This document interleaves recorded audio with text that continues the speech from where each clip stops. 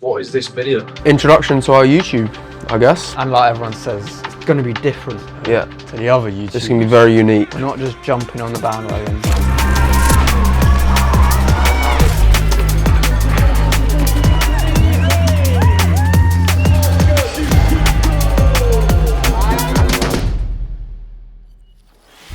More. He's only ever going to use like 10 seconds.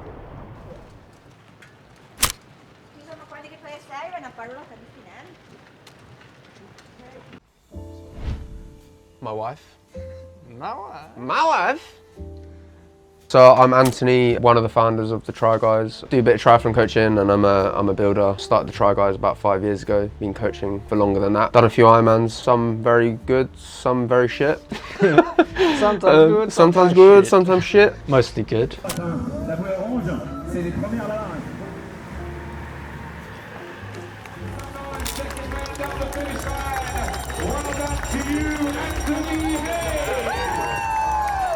Yeah, I guess, but you know, you're only as good as your last race and that was horrific.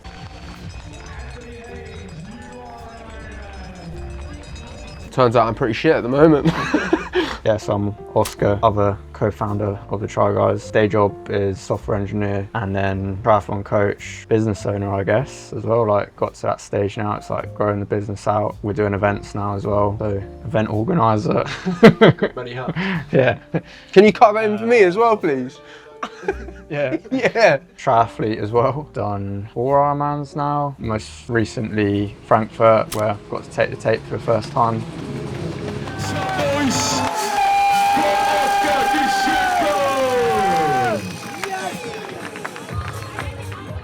Finally, Anthony had a bad race. I've been waiting. So yeah, it was my time to shine, and now I'm looking forward to getting a beating next year. He's already offloading the pressure onto me again. Yeah, you're going into it as European champ. Including Anthony and Oscar, the Tri Guys consists of 12 coaches, and between them they have 23 overall age group podiums and 9 Ironman Pro podiums. With years of combined experience, they're all working together, providing one-to-one coaching for a community of over 250 athletes and growing. Firstly, it's a growing business, I guess, for me and Oscar. It's a growing triathlon community, I'd say. We've got over 200 people within the community now and growing quite quickly. We run a couple of events now. Obviously, like you're doing the social media, and now we're going to be starting a YouTube channel. Yeah, it's a triathlon hub, isn't it? Yeah. Really, like, started with coaching, but then, and that has an amazing impact on people, but it's small scale, I guess. Things like the Instagram, they're a way that we can reach more people. That's what it looks like from the outside. For us, it's our baby, growing that business side as well. 100%. Like, it sounds really, I always say it to people on the phone as well, it sounds really simple on paper, probably looks the same as what other people offer, but the difference is like we actually deliver on that, I guess, because you know, people can throw around, oh, unlimited communication or terms like bespoke and tailor-made, like they're meaningless nowadays because you see it on every set training plan. It goes beyond that. I think it's the coaches you have as well, that they actually care, and that sounds really corny and it's a rubbish answer, but there's no way of really proving it until you experience it, I guess. That's also not to say that there's plenty of setups out there that provide exactly what we provide, and there's like hubs and really good thriving communities. Like, we're just doing our part with our community, and like we want to grow that as big as possible. I think if you're looking at the foundation of what we started the business for, is like to provide a really good personal service to people and build a community of like-minded individuals.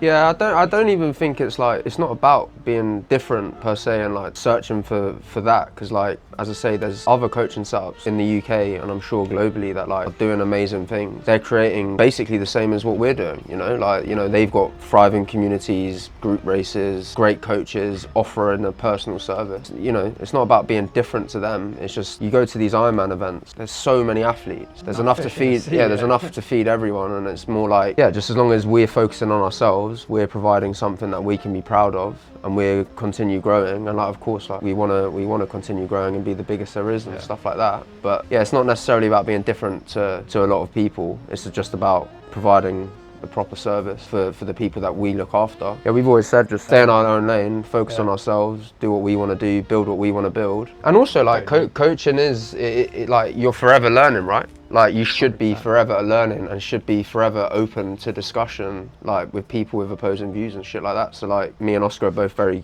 good at that, I think. We row all the time. Like, he's Yeah. always wrong and I have to correct him. No. Yeah, no, like opinions like from 4 years ago, and there's certain Yeah, topics which I'll probably give a completely different answer to now. Yeah. And that's the beauty of coaching. You've got to keep evolving. Simply, there isn't anything different. I don't think we're the people to comment on that either. I'm sure like our athletes have things to say that they think, why did they pick us? Kind of an unknown question, really. Like Ant said, we just stay in our lane, keep doing what we're doing, and feel like we've got knowledge to give, so we want to do that, do our little part. The event that happened last weekend, what was that? Tri Reigate. That's it. Come on, 265. Jamie Jenkins.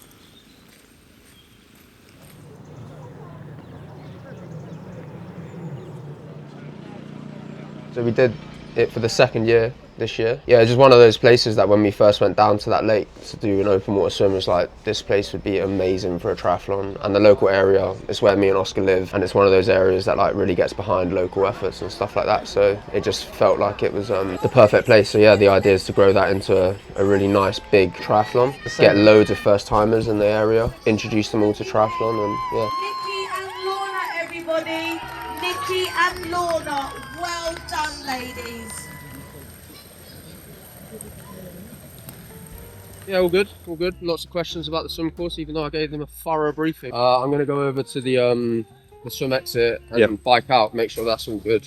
And then I'm going to have to cone off the top road because, yeah, we're going to start having two-way traffic with bikes coming out and in. So, pretty relaxed, actually. Yeah. We're seasoned veterans, not my first rodeo. No way. Yeah, no, it didn't feel too bad, actually. We managed to set up most of it yesterday, so it wasn't, easy. 360, I think, had entered. I don't know how many actually turned up because, as you can see, the weather's a bit crap. But yeah, it should good turnout, and then another 300 or so tomorrow. So yeah, it's all good. Perfect. On the whole, yeah, you can't not enjoy it. Like when you're standing there on the sidelines watching hundreds of people walk down to wrap their bike, and a lot of them are all beginners. It's quite cool to be like, we created this, and then when you hear all the feedback when everyone's leaving and they're all happy, and it's a good feeling for sure. I think like one of the most wholesome things you can do, like Liam was saying, like he's out here racing, but you know, like last week was the best thing he could have done because it just puts everything in perspective. Yeah. Like, you know, like you're seeing like the grassroots of the sport, where it all started from, like when we were young and stuff like that. Do I find it stressful?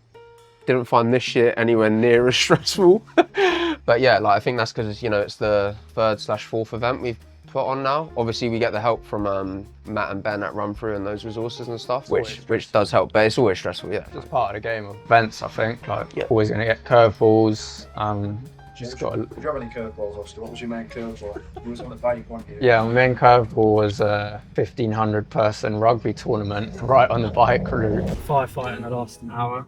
Absolute fucking carnage. All running smoothly, then suddenly rugby club, they've got a tournament on and they've got 1,500 people turning up, and the rugby club's on the course. So you've got 1,500 people, that's a lot of cars turning up for the car park. So that was a bit of carnage trying to keep cars away from cyclists because they were like queuing up in the middle of the road. Right, yeah. Being told by a lot of people to fuck off today. And then I drove to the other side of the course and there was a football match going on. Something that at this where it was happening, maybe a football match there like twice a year. Yeah. Decided to be on the day of our event. I was glad Oscar was out on course because Box Hill I was out on course, and there was some extreme firefighting going on there as well because we were marshals down and stuff. For some reason they just decided not to turn up. So Oscar got that this time. My biggest curveball for Tri Reigate was going out on the swim course, and there was like a fog on the water like early in the morning, and like I went out on this speedboat with Grant, like he was like looking after the water safety that day, and we got into the middle of the lake and he's like, I can't see where I'm going, I don't know where we are. Like it was just complete whitewash, and I thought this is fantastic, but thankfully half an hour later the sun had come up a bit more and it had burnt it all off. But yeah, I was thinking might have to cancel the swim. Typically when we first got into the event we were thinking we would change the game, like can't believe prices are crazy expensive, like all the basic things like why are there always queues for the Portaloos, and then now we realise quickly learned why prices are what they are. We'd have no idea how much even those small grassroots events cost to put on. So stop complaining. Right, day one down then. Day one down. How's it going? Yeah, really good actually. The weather was a bit crap, which was You know, can't help that though, but I think that could have been nicer. But yeah, no, went smoothly. Looked like everyone enjoyed it. Really wholesome, like loads of first timers, like the bikes and stuff we were seeing. I was like mechanic, dustbin man at the top and stuff. Like, Given a gel, didn't you? got given a gel, yeah. Which you passed People on to me, offloading actually. rubbish onto me, which I offloaded onto Jack. So it was a really good day. Good day and haul, yeah. It's double the distance tomorrow, so Yeah. I don't know if that means there'll be more experienced people or there's going to be loads of mountain bikes again, but yeah. How many Why are you reps? laughing, mate? Mountain bike, forgot I've There got was. mountain bikes as well. Yeah, there are loads of them. Yeah. There's loads of them. Hey, they were flying up the hills. Yeah, people with panniers on and everything. Any interesting Great. things you've seen? Quite a lot. There were a few girls at the start line that like obviously had massive regrets about what they were doing. I don't think they've ever been in a lake and stuff, but yeah, it was nice to calm them down. Yeah, I saw her get off the bike and it's obviously the first time she's ever experienced jelly legs or like fatigue, and she was like, what the fuck is this? So, you know, nice introduction to triathlon. Should be doing an Ironman in a couple of years, just you wait. It does take you back and make you realise, you know, right, That's what it's about, isn't it's it? what it's about, yeah, for sure. So, yeah, nice, wholesome. Yeah, well, we're definitely doing Tri Reigate again. And Box we'll Hill. be doing Box Hill Triathlon again. So, and hopefully, yeah, growing them out a little bit in their own ways. And then, yeah, might be some more on the horizon, but we're not going to just pump out events for the sake of it. But I've got to think there's a gap there. Yeah, we want some excitement as well for them and stuff like that. That's like Something that Box we're Hill adding. and Tri Reigate. We were really excited about putting those on and stuff, and it's yeah. I think we just had a bit of a realisation really that, well, we love watching everyone's YouTube channels, like professionals, amateurs, like the man behind the camera here, when we're on, you know, doing our 4-hour turbos and things like that. And we just had the realisation that we've got this amazing community. We've got 12 coaches at the moment, half of which are professionals as well. And then we've got this massive community of athletes that have, you know, from all ages, abilities, backgrounds, like there's so many cool stories to be told. Yeah, it's as simple as like having a day in the life of coaches to following an age group of from in their 60s to their first Ironman. Yeah, and everything in between, right? Yeah, and we can provide all of that on one YouTube channel. Anything triathlon related, really. Anything we think can hopefully save someone some boredom on the turbo. Yeah. Also, like a big part is like creating stories that a lot of normal people can resonate with. Yeah, the days in the life of the professionals, and like we're going to do them with our coaches and stuff like that. Yeah, and their journeys to their races. That's entertaining, and people love watching that. But your average bloke who works Monday to Friday, 8 to 10, 12 hours a day or whatever it is, can't relate to a lot of that stuff. But you know, like if we're putting out stuff with just ordinary people as well, and people see those stories and the journey to the Ironman, it might make some people think, oh, actually, if they can do it, I can do it. And like that's what this is all about, right? You just want to inspire as many people as possible, get as many people into the sport as possible. Yeah. If we don't hit those targets, then we get to choose a tattoo, where it goes, how big it is on each other. I'm feeling we're not going to be feeling very gentlemanly after tomorrow.